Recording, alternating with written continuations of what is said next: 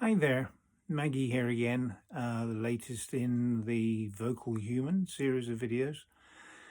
I'm coming to you today come with a bit of a risk because I'm completely dressed down, unprepared. I got no makeup on, no jewelry, no flashy dress or anything. My hair's washed, but it's not got any product or anything in it. It's just me. And normally for me to be public like this is terrifying and a bit of a risk. But I wanted to take that risk with you guys today because it's going to be illustrative of a few things that need to be emphasized at the moment. I'm recording this after a few things have happened in the political situation here in the US of great import. Firstly, there was the attempted assassination of Donald Trump, which firstly, hearts go out to the members of the family of the person that was killed there and for the people that were injured. I'm glad to know that Donald Trump wasn't badly injured. And I know a lot of people would think otherwise, but we have to remember that political violence of any sort is not acceptable. It has to be condemned. There is no place for trying to make a political point with violence. That has got to be completely outlawed in any civilized society. So I had to stress that. Secondly, of course, we've now heard that President Biden is not going to seek re-election, and that it looks likely that Kamala Harris, the vice president, is going to become the Democratic nominee going into the November election. That has, in even numbers, it's saddened some people to see Joe Biden passing on the torch, because he's been an incredibly effective president. He is a man of clear integrity and love of his country. He's a decent human being who has done the best he can, and he has taken the decision completely based on no ego or personal gain to do what he feels is right for the country, which is in direct contrast to his opponent at the time. Also, I think that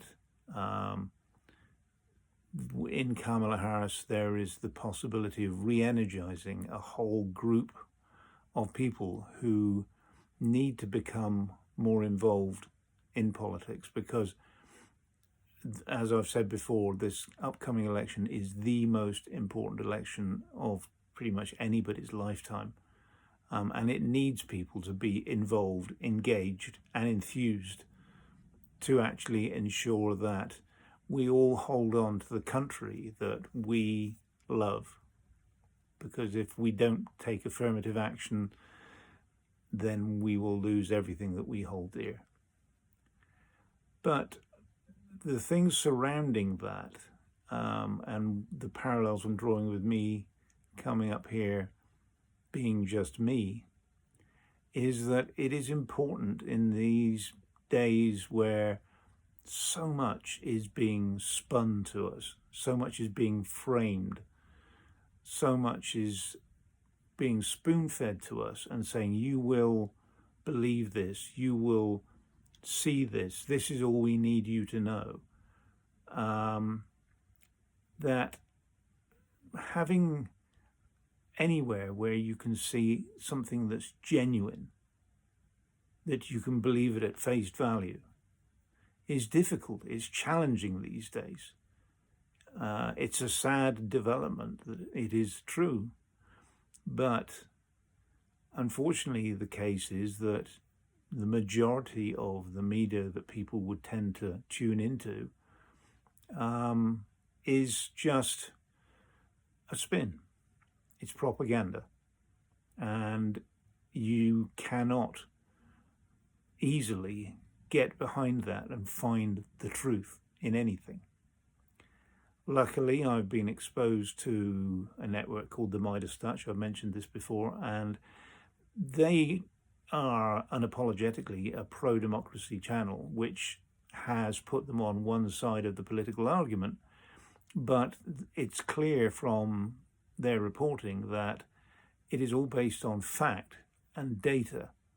And just as, for example, everyone was up in arms about maybe Trump being convicted in court, and then obviously Hunter Biden was also convicted. And then there was the Democratic senator that was also convicted. Those convictions were reported even-handedly, and in the same way. There was no political comment being made on it. It was just a matter of, these are the facts, and anybody who breaks the law should expect to pay the cost. Rather than, unfortunately, where the Supreme Court has decided that somebody can be completely above the law. Anyway, I digress a little, but the ability to find something or someone who is genuine is difficult. And like I said, in praise of President Biden, is that the one thing you could rely on was his honesty and integrity. You may disagree with the things he was saying, but you could take to the bank that they were honest and true. Unfortunately, you're faced now with Donald Trump and J.D. Vance, a pair of people, I would hate to call them politicians because I think they're beyond that, who frankly will say whatever is necessary just to be populist.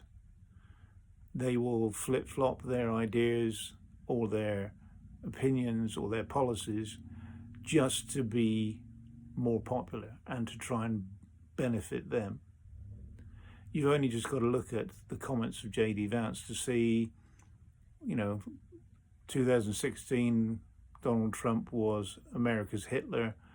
All the comments, negative comments he said about him, and then all of a sudden when it became advantageous to J.D. Vance, he completely turns around, kisses the ring, and look where he is now. You cannot believe a word they say. They have proved themselves to be liars.